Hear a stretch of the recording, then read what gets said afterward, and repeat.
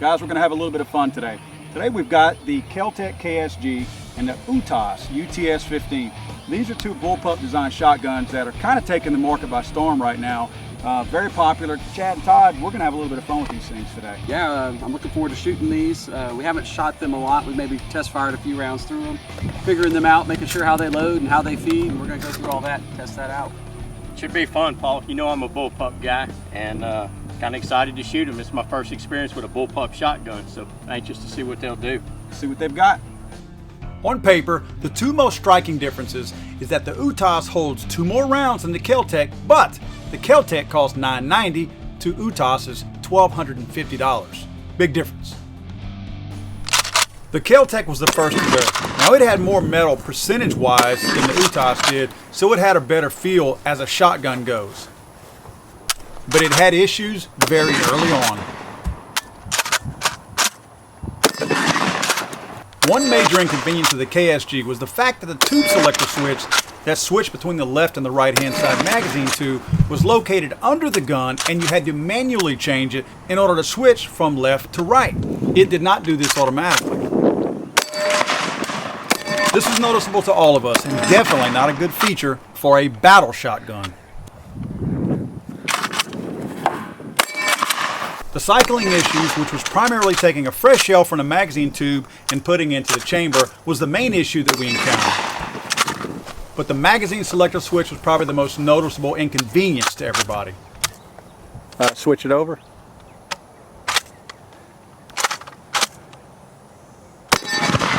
And then we hit a brick wall.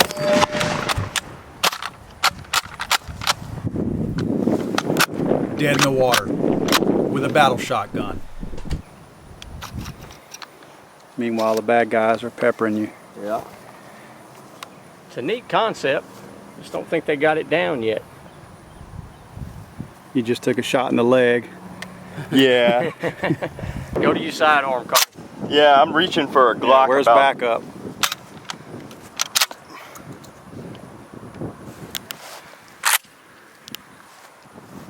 Ready? Yep.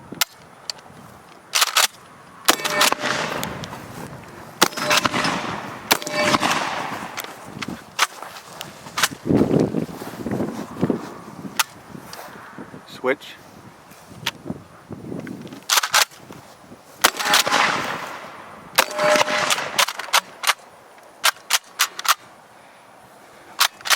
Same thing? Yep. Try to clear it. And she got practice with it now. The carrier was blocking the spent casing from exiting the firearm, forcing Cole to force the spent casing back into the chamber and then cycle it out with the action. Just take out your other leg. You're on your knees now, 2 shots left. 2 more bad guys.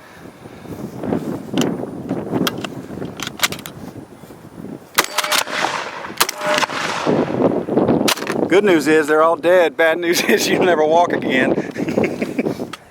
Now it was on to the UTS-15.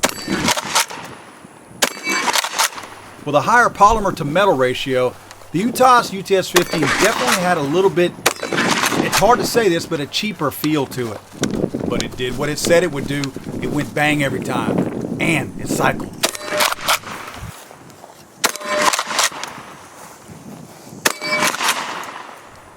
But a strong positive for both of these shotguns was the fact that this bullpup design was very beneficial maneuvering in between rounds and going between targets.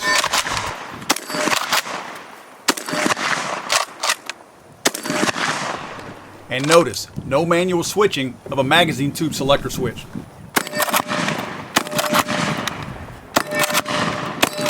The UTS-15 gave none of us the single slightest issue.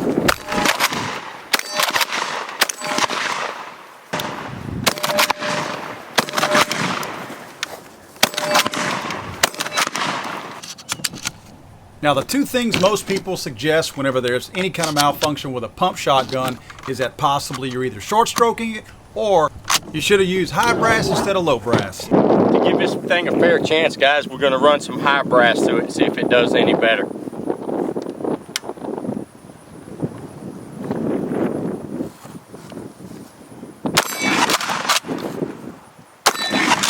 Noticeable recoil difference.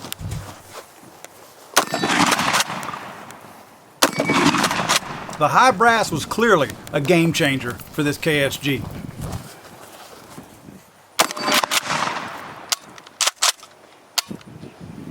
The old manual selector switch.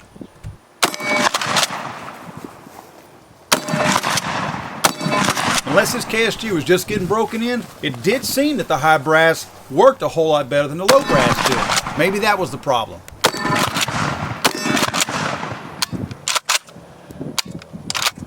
Or not.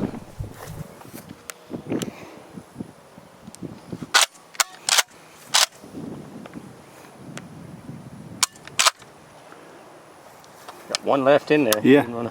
The new shell was not leaving the magazine tube and being brought into the chamber properly. Drops. I don't know. You decide. One of the pluses of the Kel-Tec KSG was the fact that the Picatinny rail was a standard Picatinny rail. Anything that we tried to affix to it fit, tightened down, and worked properly. Now we wish it were a little bit longer so we have a better sight radius in setting these iron sights up. The UTAS had a bigger sight radius. It did have a Picatinny rail on the bottom of the slide, which was nice in case you wanted to put a vertical grip on the bottom of it. The bolt release on the KSG was in a very convenient position, very similar to any other shotgun as far as proximity as to where you would find this thing. The safety, I would have to say once you got used to it, was a plus. It had a very positive set to it. You knew when this thing was on safe, you knew when it was on fire. One of the biggest inconveniences was the very fact that it ejected from the bottom. So if you wanted to clear a shell from the KSG, you actually had to get underneath it. Now, the tube selector switch that selected which magazine tube you chose from was also on the very bottom. The problem with this is, as we demonstrated in the video, you had to select from left to right manually whenever one tube got spent and you were moving to the other. The Kel-Tec also had some nice conveniently located sling attachment points on it. Moving on to the UTAS UTS-15, the safety was very familiar as far as being similar to an AR-15, but it wasn't quite so positive. And I could see in the heat of the battle whether you wanted this thing on fire or you wanted it on safety, possibly bumping this thing and accidentally setting it the other way. The bolt release on the UTAS, very inconvenient, very unnatural, not a natural place to put it. Yes, once you knew where it was and could get to it, wasn't a big deal, but very unnatural. One thing that was not very well thought out, sling attachment. If you notice, if you reach forward of your slide, your thumb is going to jam right into this thing whenever you rack the slide, just like mine did several times while we were shooting, as I showed here. As a point of safety, if you notice the barrel is low and below the magazine tubes on this thing, if this slide got sweaty or wet and you were reaching forward of it, your hand could slip off of it and go in front of the barrel whenever you fired it. Cool thing about the UTS-15, very long rail on top with a nice sight radius setup. The downside, you have to buy UTAS's own Picatinny rail backup sights. And they're not even flip-up sights. Apparently, their rail is proprietary because other backup sights and other optics that we tried will not fit on this thing. You can tighten them down as hard as you want to, but they'll still wobble and wiggle back and forth. You have to use their sights. Not cool. As you saw in the video, the coolest thing about the UTAS UTS-15 in comparison to the KSG was the fact that you had a selector switch that would allow you to switch from the left or right magazine tube, but you could also set it in the middle and it would rotate between the left and the right side automatically without having to make a manual change while firing. And one more nice thing about this UTAS is that the rear upward stock would open up and you could access any potential jams or issues with feeding. From a coolness standpoint, both of these shotguns are right up there.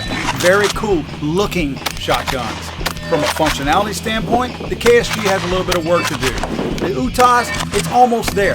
From a design standpoint, both of these guys have a little bit of work to do. Now, granted, both of these shotguns are in their second, third, or fourth generation designs. They are working on them, and they are definitely correcting problems. Some of the older versions of these two shotguns are even less reliable than what you've seen right here. We don't want to discourage Kel-Tec or UTAS because we're just glad to see that firearms manufacturers are thinking outside the box and becoming a little bit more innovative in their design ideas. The problems with the next new big thing is that you want to be the first one out with the new big thing. Sometimes that's not always best because you release a rifle or a shotgun or a pistol that's not quite ready for the market and doesn't function right. Sometimes that can come back and bite you and hurt you more than if you just waited, developed the right weapon, and then you release it whenever it's ready. These two guys are almost there.